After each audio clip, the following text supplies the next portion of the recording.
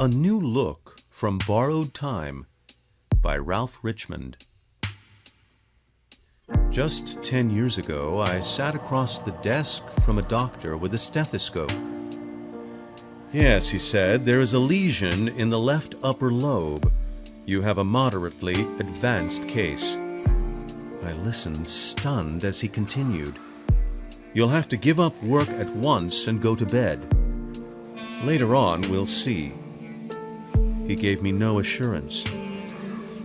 Feeling like a man who, in mid-career, has suddenly been placed under sentence of death with an indefinite reprieve, I left the doctor's office, walked over to the park, and sat down on a bench.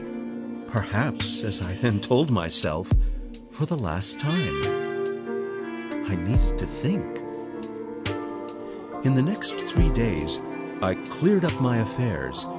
Then I went home, got into bed, and set my watch to tick off not the minutes, but the months. 2.5 years and many dashed hopes later, I left my bed and began the long climb back. It was another year before I made it. I speak to this experience because these years that pass so slowly taught me what to value and what to believe.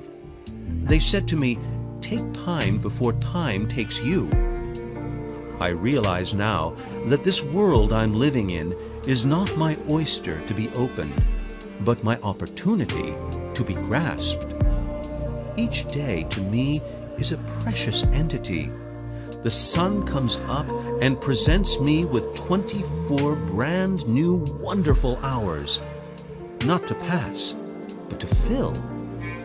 I've learned to appreciate those little, all-important things I never thought I had the time to notice before. The play of light on running water, the music of the wind in my favorite pine tree.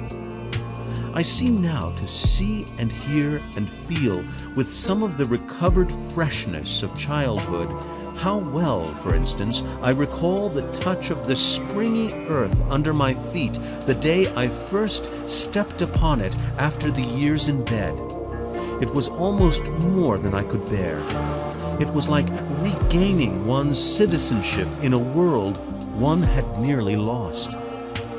Frequently, I sit back and say to myself, "Let me make note of this moment I'm living right now, because in it I'm well, happy, hard at work, doing what I like best to do."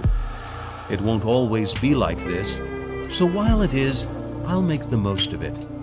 And afterwards, I'll remember and be grateful. All this I owe to that long time spent on the sidelines of life. Wiser people come to this awareness without having to acquire it the hard way. But I wasn't wise enough. I'm wiser now, a little, and happier. Look thy last on all things lovely every hour. With these words, Walter de la Mare sums up for me my philosophy and my belief. God made this world in spite of what man now and then tries to do to unmake it. A dwelling place of beauty and wonder, and he filled it with more goodness than most of us suspect.